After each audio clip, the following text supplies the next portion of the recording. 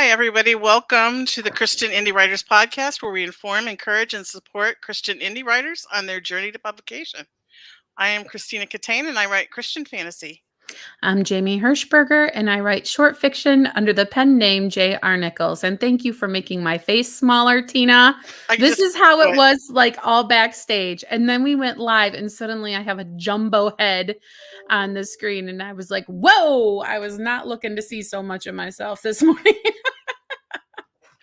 Yeah, I don't know what happened there. Oh, it's fine. And I was like, no, I don't want to see a close up of my face. I have to be able to think and like talk and I do know. all the things. Thanks for pitching in.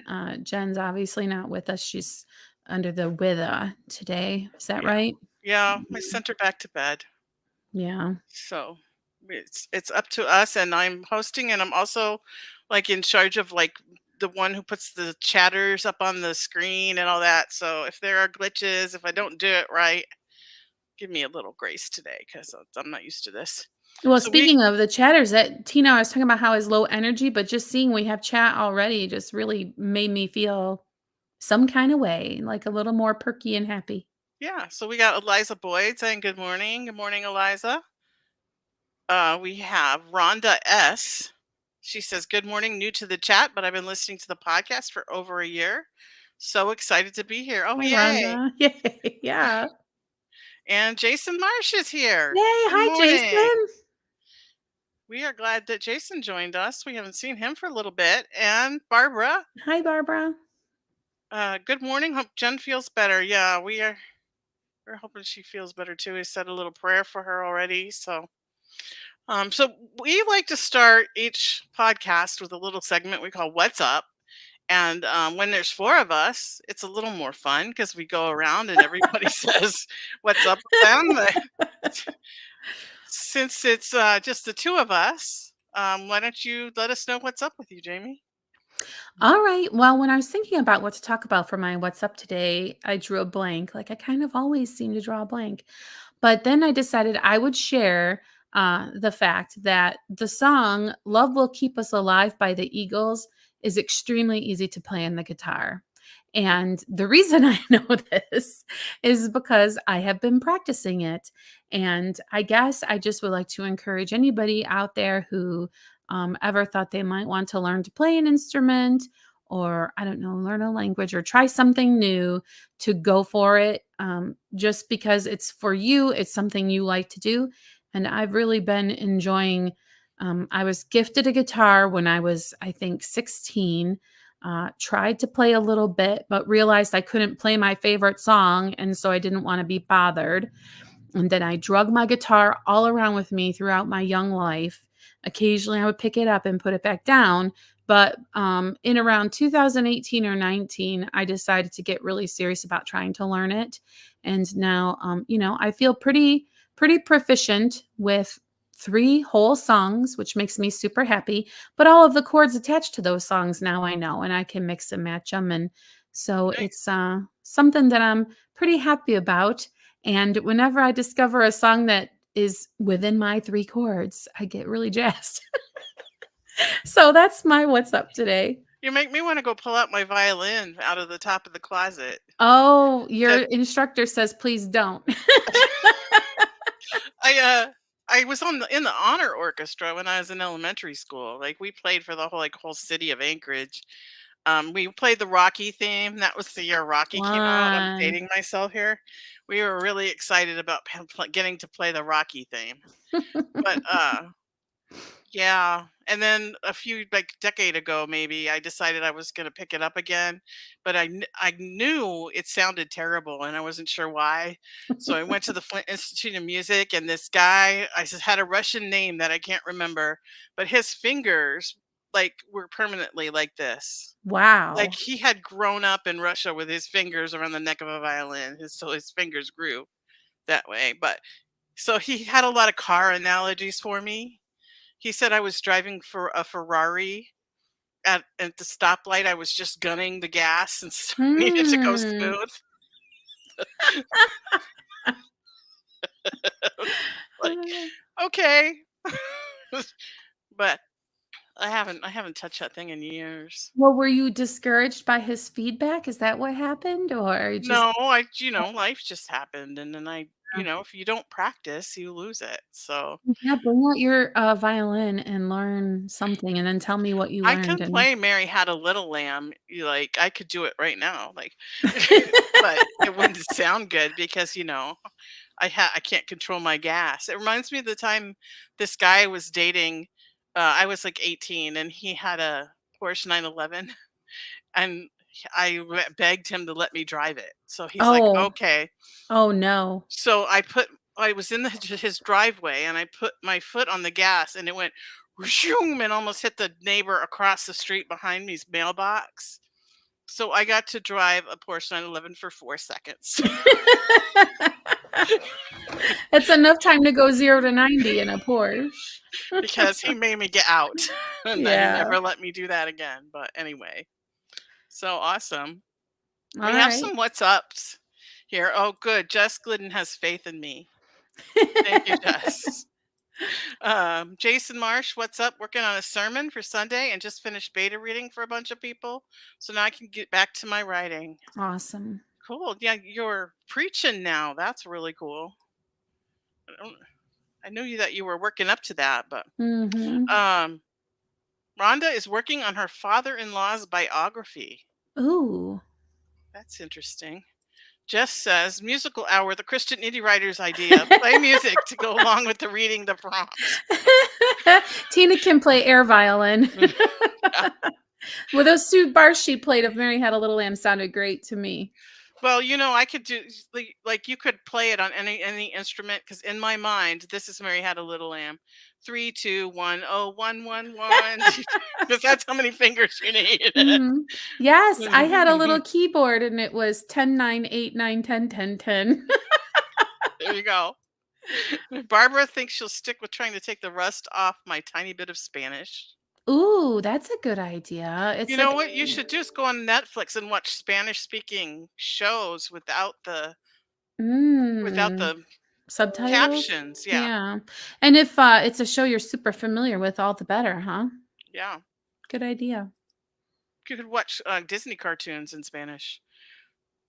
Eliza says, "What's up? Plotting my next book in my small town series." Oh, Ooh. Ooh, nice. platter.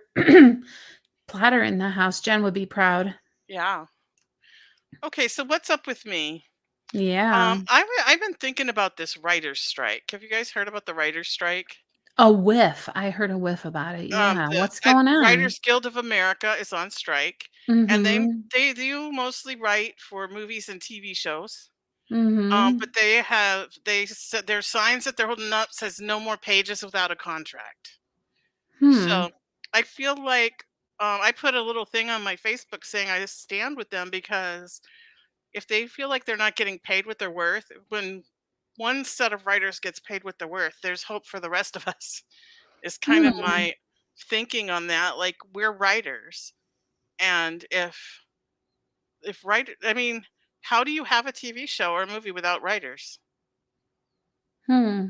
Like they're the backbone of it, and they should get paid what they're worth. So This reminds me of way back in the dark ages when songwriters started to be anxious and nervous about technology and how excuse me, it was going to protect or not their ideas and their songs, and the big debates going back and forth about how to remunerate or track songs, lyrics, ideas, um, is very complicated when art is commercialized, I think.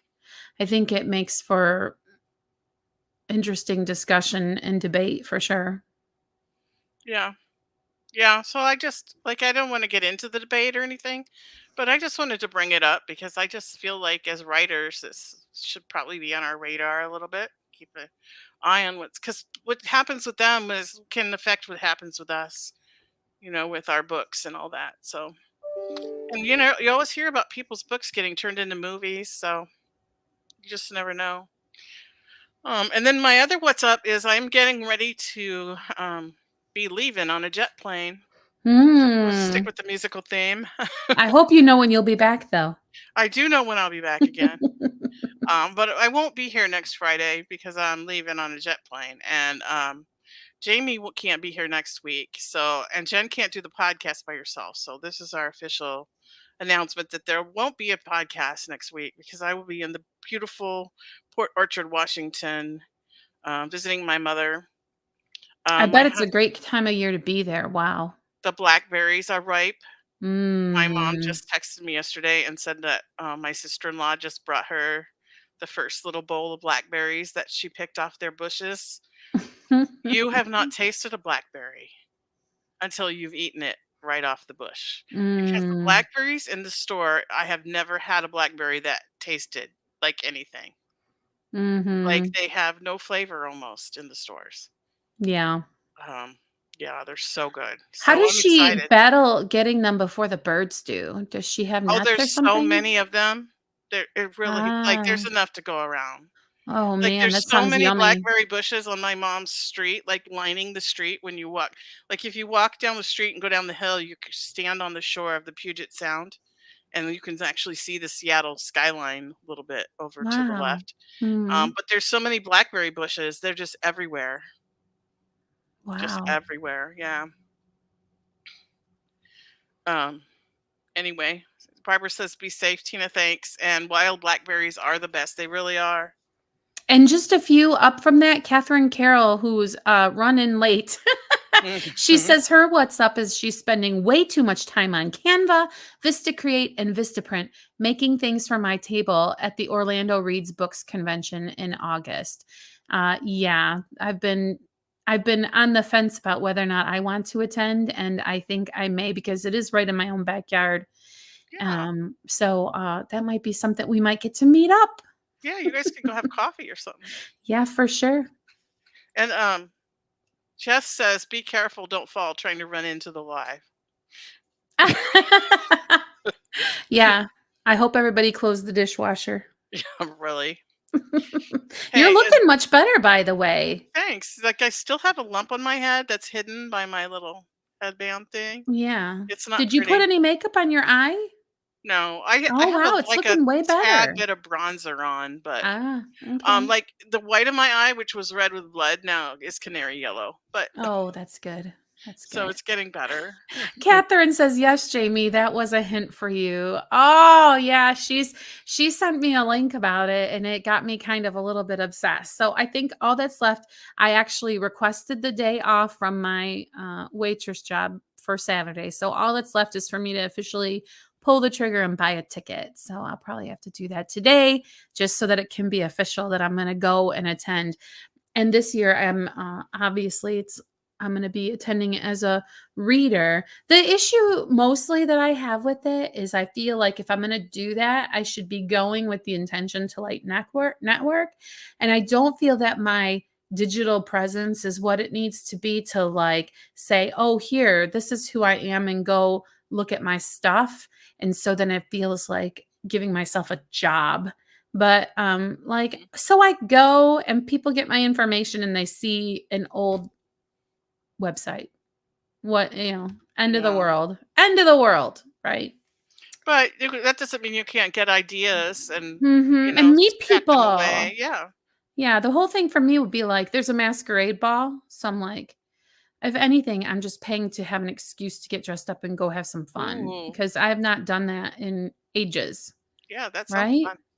Mhm, it'll be my Awesome. first day off of work, and it's probably since July 4th. Yeah.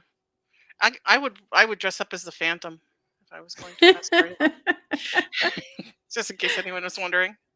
Okay, we should probably move on to our topic of the day, which is probably not going to be as rich and wonderful as it would have been if Jennifer was here. But we're talking about research. The three R's of keep. We're not talking about research. We're talking about the three R's of keeping your novel accurate. Mm. And our first R is research. So that's why I was. Yes, yes, But yes, what, yes. Jamie? What do you think? Why is it important to keep our novel accurate? Oh gosh. Well, see, you're asking me that question, and I'm scared I'm going to suck up all of our outline with my answer. But I kind of feel like you really don't. uh, Yet last week we talked about how to disappoint your readers. And I think that this is a way. Because if your reader, especially if you're trying to make them believe that this actually happened at some point in the past, you have to be saying things that make sense. You can't have somebody pull out their mobile phone in the 80s unless they are Zach from Saved by the Bell, or unless that Right, phone and it's bigger is than their head. yes. So if you really want people to be able to believe what you're saying to them in the story, you have to speak with accuracy. And readers have their tolerance for forgiveness of these things, just like they do about grammar and editing. And that would differ by genre. But for the most part, you can't bring people along with you if you're just spewing a bunch of nonsense. Right, and I this was an especially important topic for Jen specifically because she writes historical Mhm. fiction, and it's important for her to have the historical facts be accurate. Now, Mhm. I write fantasy, and I don't know, do you consider your writing fantasy, science fiction, or Well, some and kind of mix of the 2? yeah, that's what's interesting. When are we having that discussion about suspension of disbelief? Is that Well, next it's week, not or, next week because we won't we're not sometime in the future, yeah, right? I feel like it would probably be in September when you can be back with us again. Well, that will be good, and by then, possibly we will have moved on enough to where I won't sound like a broken record. But I really just kind of feel what I write is, I want it to be believable because it's rooted enough in reality that people could imagine that this is where we end up eventually, right? Right. So it needs to be realistic enough and grounded to earth enough. It's not a fantasy situation. So I'm not asking anybody to believe that, dragons appear, or anything that is, I don't know, a supernatural events don't happen, things like that. So I want people to feel like this is reality and it could happen. So Right. that's why I need to be accurate in what I'm writing. Mhm. And though I write fantasy, it's also kind of based in reality. There just happens to be the supernatural world happens to be part of the story. And I want to be accurate as far as the landscape in Alaska and the Bible, what's in the Bible Mhm. and that stuff. So, in order to find out that stuff, research is necessary. You got to get it so that you can make sure that you're getting it right. And I like what Yeah. Barbara said here. She said, "Research to find out what you didn't know you didn't know." Yeah. Yeah. Yeah, it's really tricky, and, when I first started writing, thinking it would be a second income. Anyway, when I first started writing, I really appreciated writing fantasy and ridiculous because I felt like it would get me a pass out of having to do research. Because to me, research did not feel like the writing process. It felt like, oh, what a waste of time. And I've since evolved in my opinion about that because researching is a part of the project, right? Hmm. And so on our outline, it said, "What do you do first? Do you research or do you write?" And I think that's probably different for everybody, depending on genre and what kind of writer you are. Right. And I feel that there is temptation to spend a lot of time researching before any writing at all gets done, which is a procrastination in disguise, right? So we've talked about it before. When is your, um, I don't know. How do you know how much ideation is quote unquote allowed? And how do you know? And, is it preventing you from actually writing and finishing your book? And it's interesting. Just now, as I'm talking to you, Tina, I kind of feel like, so who cares? So you don't ever write your book. If you're having a grand old time just researching for the book you're going to someday write, good for you. Like it's your Yeah. journey. And if you really enjoy the research component, go for it. Go and become an expert on, you know, rocks and minerals because you have a gold miner from, 1800s San Francisco in your story. If you're enjoying yourself, why not? I don't right. know. Talk me out And of it. for high context people, like I am a high context. When we're talking about Clifton strengths now, for those of you who are unaware, I know that Rhonda is very high context. She might even be Mm. number one. And this is something that she struggled with was like the plotting and the researching and would just keep going and going and she wouldn't get around to actually writing. Yeah, Um and then especially if it turns out that what you're researching, so let's say you are researching rocks and minerals, and then, your gold miner is a one scene character who dies yeah, immediately and is exactly. not at all integral to your plot, and you don't ever utilize that research. So I Mhm. guess you have to find the balance that works for Yeah, your and I have learner too, so, like, I would be like, "Ooh, rocks and minerals, I get to learn something." Um, Right? but for me, I start the writing first, Me too. and then when I run into something I don't know, I allow myself to stop and go and research it. I don't. I just keep going and think I'll come back to it later. And then I come back to it later and curse my Jamie from the past. How could you leave me with this work to do? And see, I have to do it right then because it's gonna affect the whole rest of the story. Yeah, Like, and I your know brain that in my probably will head. feel like it needs to be scratched, right? Because, Yeah, like, like, yeah. how can I go forward if I don't know this information? Like, what Mhm. if scene 60 in, like, 5 scenes from now will be changed because of this information that I haven't researched here? So I need Mhm. to stop and research it, and, that's what I do, and I know that Jennifer kinda does it all first during her Mhm. plotting sessions, so it's all different, for different writers. Let's see, I think this whole thing came up because of a post in our Facebook group. If you haven't joined it, you should. There's some really great conversations going on in there. But somebody had gotten a free 7 days with newspapers.com, and they were talking Ooh. about just going back and reading old newspapers, and especially if you write historical. It's just a gold mine of research that can Yeah. happen through that. And we're not, this is not a whole episode about research, but that's a really great resource. And that's kind of what we talk about on our outline is that's a terrific resource for you.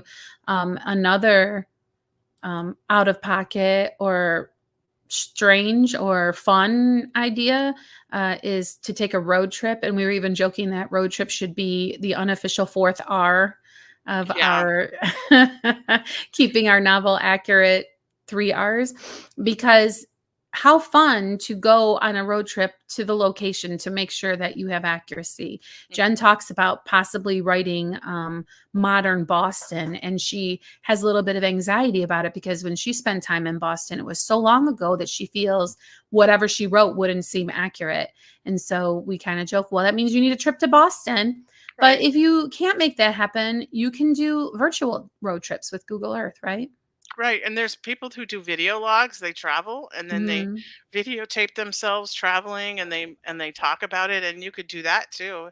Because you really honestly when you're writing something, you just need enough information to make it feel real. You Yes, don't need everything. You don't need every right. detail. You just like some fine details like Boston. I would think like I think no, that's Philadelphia. I was thinking of the cheesesteaks. Oh, it must be Anyway, never mind. lunchtime. It must be getting close to lunchtime. Yeah, I have to say that the idea of really knowing the location becomes important if you are a Bronte sister, because you need to describe in great detail the glistening droplets of water on the waving grain or kind of whatever. But some people do write that way. And so if you very much are like going to write about the topography, is that correct? Is that the right Mhm, way? If you're in, you have to know what you're talking about. If you are that kind of a descriptive and right. flowery writer, right?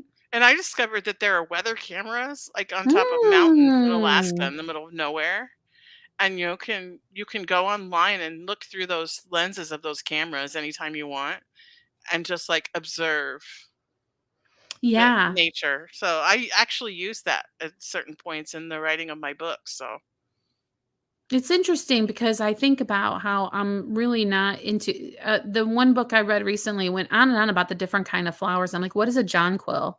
I need to look that up. See, that would take me right out of the book because I would have to go look it up. Yeah. Even in contemporary, this is Catherine, she says it's important. I spent hours researching certain careers, medical things, etc. Mm. And she says, okay, input and learner may have influenced how much I needed to do it. Hmm. But you know what? I've learned that I can't make myself write using discipline and focus because those are not my strengths. Learner and thinking and context and input are my strengths. And so when I'm doing those things, I am only making anything I write better. And once Hmm. I had that attitude, it just freed me from all this guilt that I was procrastinating or I was wasting time or uh, different things. Okay, so let's move on to our next R because I don't want to run out of time. Okay, but before we do, Barbara makes a really good point that there are remote cameras from different places around the world, and Google Satellite is another good resource. Thanks, Barbara. Yeah. Sorry, Tina. What's next? What's up? What's going on? Our next R, oh, don't forget Google. Oh, yeah. Good old Goo- Google. Yep. Our next R is read. Yes. So we can read nonfiction about whatever it is that we're writing about. What are some other things we can read, Jamie? That Well, you can read books that were actually written during the time period that you're going to write about, presuming that we're talking historical. So, if you can catch on to the language that they might have used, maybe you would even catch, exclamations that aren't used anymore, and even just like the way they discuss dress and the types of clothing garments that they talk about can give you some hints and clues as to what you should or should not have in your book to be accurate. And even if you're like writing about Boston, you can find books about Boston Yep. that you could read. Like there's so many possibilities. We could go on forever. But whether it's fiction or nonfiction, reading can fill up that well of information that you need for your to make things realistic. Yeah. I think that reading is kind of the default anyway. If you are going to a Google, you're probably reading articles, right? If you a lot of people do like to watch videos, but for me, I kind of get a little bit exasperated with videos because there's a lot of filler, like, hey guys, welcome to my channel that's about whatever it's about. Today I'm going to tell you what I'm about to tell you. Do you know what I mean? And when you are reading, you can kind of control the flow and the Yeah. pace of the information going into your head. I watch a lot of videos about how to cook plant-based foods, Yeah. and I watch them on double time, and I love the little circle thing that goes forward 10 seconds. Yeah. Like, just tell me the next step. I don't need to know, like, why carrots are orange, you know? That's like the, video version of the jump to recipe button, right? Yeah, Yeah. exactly. Those blogs drive me crazy. Like, I do not need to know the life story of your recipe. Just tell me the recipe. Mhm. I really wanna meet somebody who loves that. Just one person who's like, "Oh, that's my favorite part." Like, I barely even read the recipe because I'm enraptured by the way that they poetically speak about the ingredients or whatever. Hmm. It's gotta Have you work. People do it for a reason. Yeah. I mean, I'm usually about ready to cook, and I don't have time for all that. So maybe my husband likes to watch food porn on the TV. Mhm. Diners, dive-ins, and drives. It literally is Mm. food porn. Like they show you the food, they show you making the food, they show him eating the food. You can hear all the sounds he makes while he's eating the food. It's just crazy. So maybe somebody who's in it for that reason might want to do that. Yeah, Anyway, so have we exhausted our second R of I reading? think I think so. I Mhm. think we've probably it's kind of self-explanatory. So our Agree. third R is reach out. Find an expert. Oh, yeah. I gotta say, I have, had my kids in different homeschooling groups, and the one fella, his name is Todd Latta, and this guy loves Michigan history. And you almost feel like you should be paying him money when he starts talking about Michigan history because his whole personality is at 100% as he's telling you these stories. and telling you these facts about Michigan history. And it That's makes it super delightful and super awesome to learn from him. And meanwhile, you've learned and you didn't have to go look at that book yourself, right? mhm. And I think one of the things that we have on our outline, I keep opening my Sprint instead of the outline. It's driving me crazy. Is guns. Like if you're writing about somebody has a Glock, you better Mm. know whether it's got a barrel that spins or it has a clip that goes in, because somebody's going to know that, and you're going to get it wrong, and you're going to hear about it. So, um, make sure you research what kind of, if you someone has a gun in their hand and you're going to say what kind of gun it is, make sure you know Yeah. what you're Mhm. talking about. Another good resource that I heard about that I thought was super fun is there's a guy with a podcast called the Writers Detective Bureau, and he Mm. also has a website. And he used to be a police officer, a detective, and in the military. So he will tell you like what how it really works. Because Mm. one of the things I learned, because my son-in-law's sister was a police officer. She met her husband, he was a forensic pathologist, at a Mm. crime scene. I said told them one Mhm. day, if I ever write a love story, it's gonna be their love story, like falling in love over a dead body, like perfect. Um, but he said, like, no coroner ever goes to the crime scene and gives you a cause or time of death. It doesn't. Really? It does not happen. It So this only happens on TV. So, okay, now here you are. Here we are talking about like accuracy in your writing, right? And also, we've talked a little bit about your book being made into a movie. And like, how aggravated would you be if you specifically did not do something like that in your book? And then here comes the movie version, and then they do that. And you're just like, but wait, that's not accurate. But it's become a trope.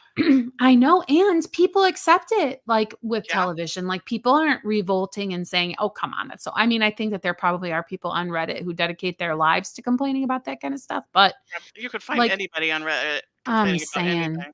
But well, and that also brings up another point. If you do go to an expert, just prepare yourself, mentally and emotionally for the fact that this will be an interaction with another human and possibly somebody who is maybe not so gentle in their, critique of how things are typically handled. And so you may get a little bit of gruff yeah, feedback, especially if you've written something that they determine is like, oh, this would never happen.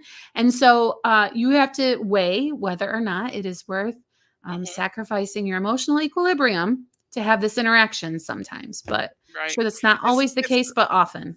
like the whole coroner at the crime scene thing is a trope for detective fiction, because and it's just been accepted, and it's very similar to post-apocalyptic EMP stories where like the whole world has been shut Hmm. down because of an EMP, and it's This is your not. personal one, isn't it, This too? is not how it works. Like, that is, I have been told by an expert, no, that Oh. like, some things might be affected, but the whole world is not gonna go back to the Stone Age. And another thing that I used an expert for is I had, um, my character having to go into a naval battleship and find the captain's quarters Mm, because there was something hidden in there, and you mm. cannot go on Google and find a diagram of a naval battleship that will tell Right. you where the captain's Of quarters course. are. They don't tell you that, and I that's like, wonder why. so I had this guy that I knew that was in the Navy, Mm, and he was stationed on a battleship, and was like called mm. him, and I said, "Where are the captain's quarters? Like, I Very need, good. is she going down into the bottom hull of the ship, or like where is it?" So he Mhm. told me basically where it was, and I, don't tell the Russians or the, whoever we're at war with now, but it's in my book. Yeah.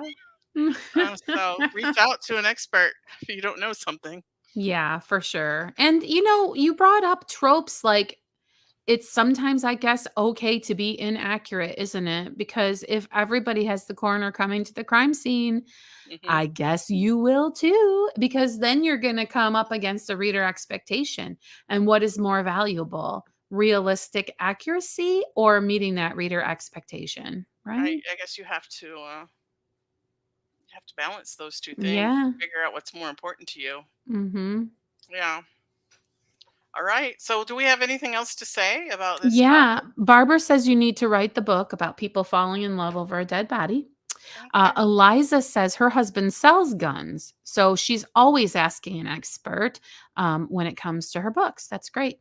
And Awesome. Catherine Carroll says Cops and Writers Group, which is fun. It kind of sounds like Cops and Robbers. She says it's great for that research too. She learned all about police dogs for a book, and the stories and little details they mentioned were amazing. That sounds like a really good resource, honestly. Yeah, that sounds like And fun. Jess is asking her about that. So maybe, Catherine, if you wouldn't mind plopping that, a link to that maybe, or the info about that in our Facebook group, we would really Mhm.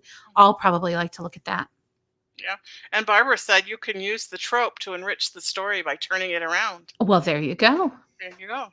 Like, do Hmm. something new and different. I love new and different. I'm a new Me and different too. kind of girl. All right. So let's move on to our next little section. It's our favorite time of the podcast called the feeding of the backs. Yay. And we have had 5 words as a writing prompt and 15 minutes to write. And Jamie, you want to tell us what the writing prompt was and share your Sure. writing with us? Yeah, yeah. If I can find it. I'm like you, I've got tabs galore. Okay, today the 5 words are nightmare, heavy, late, observer, and absence. Never before have I been more like not ready to write. So, what typically happens is I see the 5 words and one of them comes out to me, and I'm like, I'm writing this. But today, as I'm preparing my document, I'm arguing with myself about like what I'll do. So, my head is all of this like crazy confusion. I say, I tell my device, because if I say it, it'll do it. I tell my device to set a timer for 15 minutes, and it does. And then just like, bleh, I just wrote this and I don't really like it, but whatever. Because the problem was I didn't kind of have an ideal of where I was going. Anyway, here we go. It was a nightmare. The whole thing, start to finish. My big sister was turning 50 years old, and never once had she been surprised with a party on her birthday. My bright idea was to remedy that on a gloriously sunny but excruciatingly hot and muggy day in July. Her birthday being more than a month in the future, there was no way she could suspect what was going to happen. But the trouble started almost instantly when I was making the guest list, and my husband pointed out to me that my Aunt Caroline and Uncle Fedora hadn't spoken to one another since the great food fight of Thanksgiving 1987, during which Aunt Caroline's white lace top was spoiled by a misfire of cranberry jelly, which Uncle Fedora insists did not come from the suspiciously red spoon he flung about as he gestured with his hands during his protestations of innocence. Never one to take sides, I had simply gently reminded Aunt Caroline that she had been warned off of the calamity happening in the dining room and had paid no heed, set as she was on getting one last slice of pumpkin pie before it was catapulted on the twins' Lego trebuchet, created for just that purpose over summer vacation. She had even been offered a makeshift garbage bag poncho and had refused. Anyway, I decided to invite both of them and seat them at decidedly separate tables. If either of them wanted to act like a ninny and decline, that was on them. Next, there was trouble securing the venue. I had originally envisioned card tables in the garage, but once again, my husband thwarted my vision by pointing out the rotundity of my nearest and dearest and the difficulty they would have navigating what would undoubtedly be narrow spaces between chairs, and that tempers would be short in the unair conditioned garage. So I was talked into renting a night to Columbus Hall, and I have to say the experience of making that reservation was so perfect, I was lulled into a sense of security and self-satisfaction that my plan was now going so well. Immediately after leaving that appointment, I swung to the local big box bakery to order the cake. The girl was impatient and had a long line of customers. She plunked an order form and a pen in front of me, and that apparently was that. I printed carefully what I wanted on the cake. I'd been thinking about this since my sister's 49th birthday and knew it was going to be a smash hit. You see, my sister is a huge Dragon's Meat fan, and between the two of us, the lead character, Aragon's catchphrase of, "You've never seen anything like it," had become an old favorite. We flung that phrase out on many occasions, often at the most inappropriate of times, causing much giggling and guffawing. So my grand plans for her cake were to write Marcy turns 50 above the Dragon's Meat logo, and then underneath that have the phrase, "You've never seen anything like it." Gosh, was I happy when I laid my head on the pillow the night before the party. I would be up early to decorate the hall, my husband would be bringing the cake, and my nephew Jordy was all set to get my sister to the venue, as she was convinced the occasion was for one of his graduating besties. And then that's it.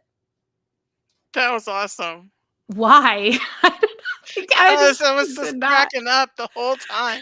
Like, I want a story just about Thanksgiving, okay? 'Cause, Oh, yeah. like, her little white frilly top with the cranberry sauce, like, that's crazy. And then she's mad about it. Like, why are Yeah. you in there? She You've was had enough offered a pie. garbage bag Gabe, like,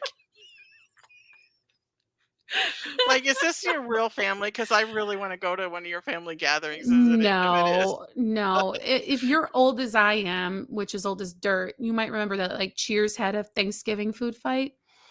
And in my head, this family was like inspired by that episode of Cheers. And so they decided it would be fun to have like my whole head has this whole backstory that just will never even make it to the light of day. It's bizarre how that happens. But these great characters, oh my gosh, it was just great. I was just like, I wanna Thanks. go sit at a table with that aunt and uncle The because problem was I did not really know what the nightmare was gonna be, and I told you all of this arguing was happening in my head. It was like nightmare came to my mind, and I'm like, "I'm not gonna write about a nightmare that that the person had or that I had." But again, it's like 3, 2, 1, go, as this fight is Mhm. happening. And so this party is a nightmare. I'm like, "How is the party a nightmare?" And it just was not coming. And so I just kind of felt like I was filling while I was waiting for how the party was a nightmare to come to my head, and so that's what you got. Well, that's what sprints do. Yeah, sure. Yeah, it was a really good exercise. I had a lot of fun Yeah. writing it. I kinda had a similar experience where a nightmare kind of inspired me, and, Mm. I didn't really even get the word in till the very end, and it kinda comes off as unnatural in the story because 'cause I'm like, "Oh my gosh, I didn't use any of the words." Yeah, you know me, I just, like, wave at the words on the way Yeah, so by. I probably should have waved at the words, but this is what I'll Yeah. read you what I got. Alright. The tinkling of the spoon stirring her coffee brought Tracy back to her childhood when her dad would let her have coffee at restaurants. She'd always add lots of cream and sugar, not really liking coffee, but wanting that connection with her dad. The Aw. waitress stopped at the table, coffee carafe in hand. Refill? No thanks. One cup is my limit, Tracy said, smiling at the cute young lady. There was a time in her younger years she had had the kind of energy it took to wait tables, but those days were long gone. Hey, here you are. Kenny slipped into the bench on the other side of the booth from her. I was hoping we could have breakfast together. He smiled at her, reaching for her hand, still holding the coffee spoon. Tracy yanked her hand away. No, she said as forcefully as she could. Wow. You are not sitting there, and we are not having breakfast together. Ah, come on, sweetheart. Quit playing hard to get. What's good here? Kenny pulled the menu from the holder connected to the napkin container. Can I get you something to drink? The waitress was back, her notepad at the ready. No, Tracy said, perhaps a little too vehemently. He's not sitting here. I don't want him to sit with me. The waitress's eyes rounded in surprise. She put her pad in her pouch. I'm going to have to ask you to find another table, sir. The dark storm that came over Kenny's face set alarm bells off in Tracy's mind. He stood, glaring at the waitress. Come on, we're leaving this roach infested place, he said loudly. I'm not going anywhere with you. Tracy's voice sounded weak and breathless even to her own ears. Her heart pounded against her ribs. Kenny pulled a gun from his pocket, pointing it at Tracy. All she could see was the round end of the barrel pointing at her face. It was black, but not shiny. She wondered if this was the color she'd heard described as gunmetal. There were sounds surrounding her, but they all melted together, voices blurred like the adults in a Peanuts cartoon. The whole world was out of focus except for the end of the gun. Was this a nightmare? Could she wake herself up? Three, two, one. I don't think that nightmare seemed out of context there. Like, yeah, you would think that. And it's interesting too how your brain thinks of the most mundane things when you're in a situation like that. It's really interesting, Tina. Have you been in some kind of situation like that to know? No, but I've been thinking a lot about stress reactions, Mhm. because we hear about fight or flight, but there's actually several more stress reactions you don't hear a lot about, and one of Mhm. them is freeze. Mhm. Um, and someone I was talking to recently was talking about her daughter been it was her foster daughter, and she'd been in a human trafficking situation, and she was telling me her foster daughter's stress reaction was freeze, comply. Mm. And so I just been thinking a lot about that, like my intellection took hold of it. And so I was Mhm. just thinking about like, what does it look like to freeze? Right. Like, because that happens to me sometimes. Like, I remember my son was 3. He fell down the basement stairs and landed Oh, on the cement floor down um, at the bottom of the steps, and I was frozen. yeah. Like, I could not move. I couldn't make myself say anything. Like, I was the only one. Like, his father was out right outside the door, but I couldn't yell. Mhm. And then the weird things that went through my mind in that moment. So, like, I just been thinking about that, and then it all just came out in my sprint. So, Yeah, I thought it felt really realistic. Rhonda appreciated your plot twist, Tina. And Barbara I says, "Oh heck, Tina, cut off when edge of seat. Want to know what happens next?" yeah, I don't have any idea Oh, yeah. I thought that because it you were was gonna when you said that nightmare was at the end, I thought you were gonna be like, "Oh, it was just a nightmare," but no, this is like a real life, this is happening nightmare. And have the you ever had a relationship dream where you were like, "This is a dream, I need to make myself wake up?" I And have. and then Mhm. sometimes reality gets so weird, you wonder, like, "Is this a dream?" But then you, like, immediately you're like, "No, this I've is real." not had that experience where my reality, I wonder, is my reality a dream? But I used to have a recurring nightmare when I was a little kid, and I could tell you the whole thing. But the way that I stopped having it was to acknowledge during the dream, oh, this is a dream, and now this is going to happen, and now this is going to happen, and then I never had that dream again. So I guess I worked out whatever I was trying to work out through the dreams, and was able to stop having that. Yeah, yeah. So, yeah, I don't know, like, I've never had a gun pointed at me, but I've heard I people have. say that people just focus on the gun and they don't really notice anything else. It's really interesting because, it was a restaurant robbery and there you go. That moment when the kid walked in and he had, like, the bandana on his face and was like, "Oh, I'm robbing you," or whatever he said, I don't even know. I was like, "Someone's getting fired because this practical joke is going way too far." So I didn't think that it was a dream, but I Hmm. did think that it was just, like, a joke. Just can't And I really was be just kinda happening. like, Yeah. "Yeah." And then, yeah, then things unfolded from there, and that was pretty blah. But yeah, it's interesting. So Barbara says that happened to her sister, and she could describe the gun and nothing else. Wow, Yeah, I had fascinating. heard that that's what happens. Like, you get hyper focused just on the gun that's pointing at you, and you don't notice anything else. So I kind of ran with it Mm, when I was writing. So yeah, I I like guess you that. could call that research. Well, there you go. Yes. And I think that you do a lot of quote unquote accidental research. And this is when, if you flash back to an episode we did way once upon a time that was called Inspiration is Everywhere. If you just really, really pay attention to your here and now, you get so much that goes into what I call the sausage grinder. And then when it comes Mhm. time to churn out writing, it all sounds realistic and authentic just because it's very much process from everything that you have been taking in and taking in with intention, right? And Yeah. I try to Becca be calls like, that the bread machine. Like, you put mm, all the stuff in the bread machine, and intellection just like takes it and slowly bakes it So in until it this comes out with analogy, what's something. the yeast, would you say, in that analogy? I have no idea. The timer, the 15-minute Yeah, minute timer where I had to come up right. with something, Yes, it activates, that's and the for sure. pressure of I have to have something to read on the show.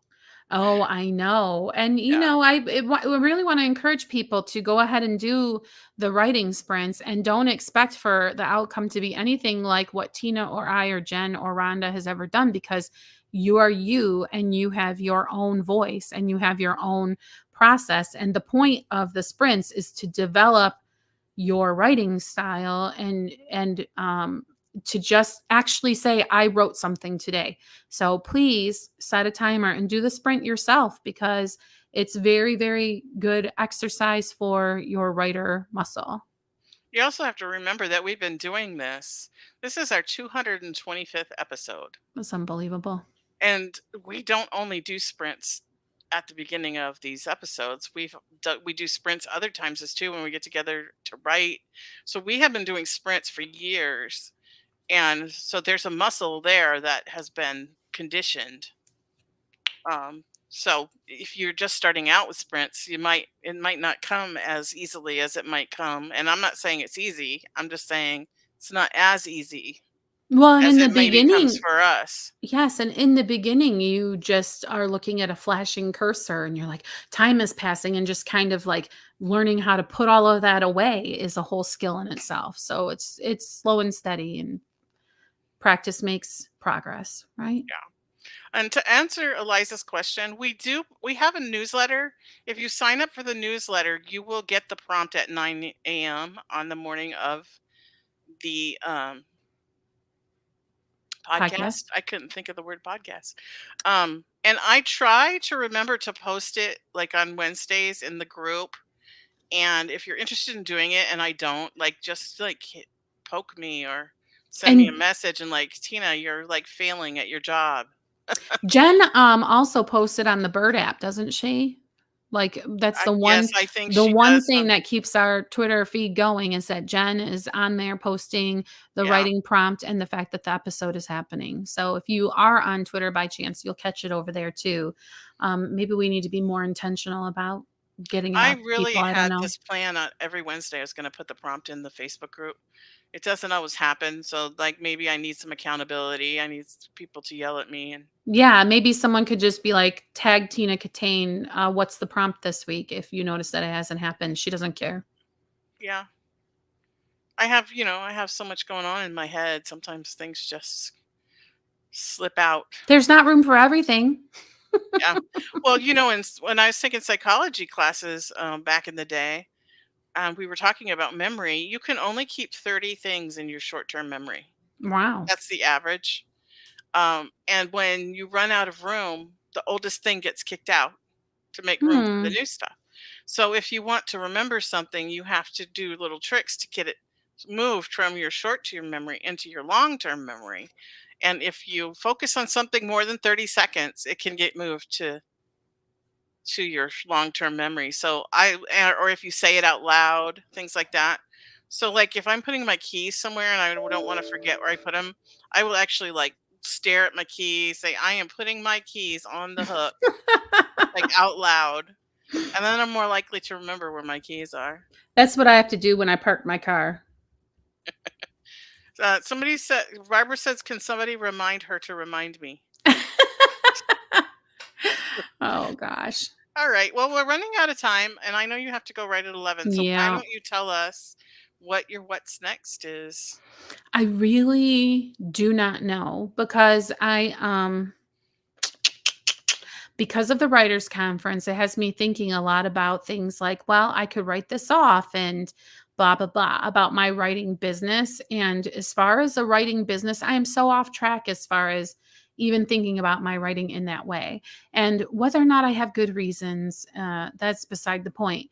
But it makes me feel like I have some decisions to make. I have some thinking to do about it, but it's the last thing I seem to want to do. I'd rather like practice my guitar or sleep or whatever. And so I guess I'm just kind of, I don't know, waiting around to make it a priority because just for some reason, I'm struggling to make any of that a priority. Right. Hmm. Well, maybe go to the book thing as Right. a reader who is out to have a good time for the day. And if you get Mm-hmm. inspired to do something with your career, do it. And if you don't, Mm-hmm. maybe it's just supposed to be sitting on the back burner for a while. Yeah, yeah. Because it was interesting too, because there was something on Facebook that's like, oh, give yourself permission to quit. And it's like, no, I really am not like quitty. I don't feel quitty about it because I really feel like when my book is out, blah, blah, blah, but I take no action to get the book out. So it's a really weird Mhm. place that I find myself in right Well, you're now. in a season, Yeah, and maybe this is winter for your writing, and like the possibly. seeds are under the ground. Remember that song, The Rose? Like there's seeds Yes, like that's a under the great song. snow. I wonder how easy that is to play on the guitar. And like then the spring will come and the sun will come Aw. out and the little sprout will come up. So Thanks, Tina. That's so encouraging. Oh, that just made my heart feel happy. I appreciate that encouragement. no problem. What is oh, Jess says, I have knowledge of a great scheduler for social media. I will share that information on the group also for things like the prompts and stuff. You could come up with them ahead of time and schedule to post. Yeah, you would have to remember to use the scheduler. But yeah, like you can schedule posts yeah, on on there's a in lot our that group. there's a lot that we could do. There's a lot Yeah. that we maybe should do, I guess. I don't know. Yeah. Yeah. It's Anyway, rough. my what's next? We're girls' night. Today is girls' Oh, night. yay. So every Friday, my daughter comes over with her little girl who is going to be 9 months old pretty soon, and is threatening to walk before she crawls. And my 6-year-old granddaughter Athena, who is my son's daughter, comes over, and we have girls' night. And my husband, we always say he's an honorary girl because we can't kick him out of the house. So we have girls' night, and we do stuff, and we just hang out. And my daughter said to me that she wants to have the same kind of relationship with her daughter that her and I have, which to me Aw, was like a huge, huge compliment. sure. And then she said she wants her daughter to grow up going to grandma's house, like Aw, that's a regular kind of thing. So that's very I love special. it. I enjoy having girls' night, and sometimes we go out to the campground. But they're having camp meeting right now, and I do still have a few symptoms because of this bump on my head, and I just need Mhm. to not be exhausting myself before I have to go on a trip. So we're just gonna stick around here and hang out. Yeah, what's next for y'all in the chat? There was a lot of what's ups that sound like they're going to turn into what's next. I mean, people who are researching and plotting, that's probably they're going to keep researching and plotting, I would suspect. Probably. Yeah, and I hope that for some people, the what's next is taking a crack at that writing sprint or any writing sprint or just getting some You writing in could it buy all. our book that we wrote Yeah. as the Christian Indie Writers Podcast. 30 days Sure. of writing sprint prompts. Oh my word. I know what did you guys see this girl? She used to be domestic blisters, but she put that a habit is not what she thought a habit was.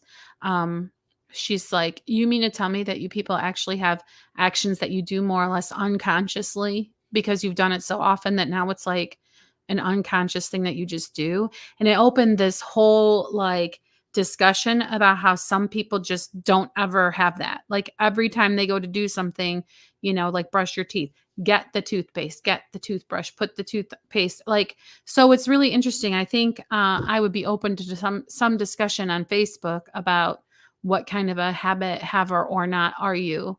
Because I can do something for 30 days in a row and then wake up on day 31 and just not do it. Like I don't know. I don't have the habits stick to me thing, I Mm. guess. Isn't that interesting? I do with bad habits. Oh, that's I d great. I don't seem to have it for good habits. And we have some Hmm. great what's next in the Oh, chat, yeah. What's but up? we What's have less next? than 1 minute left Okay. till Jamie has to go. So I would encourage everyone to go check out the chat and look at everyone's what's next. I don't have time to really to read them right now. Okay. But this concludes this episode of the Christian Indie Writers Podcast. So until next time, may your pen be prolific, your deadlines be met, and all of your words honor Christ. Bye. See ya.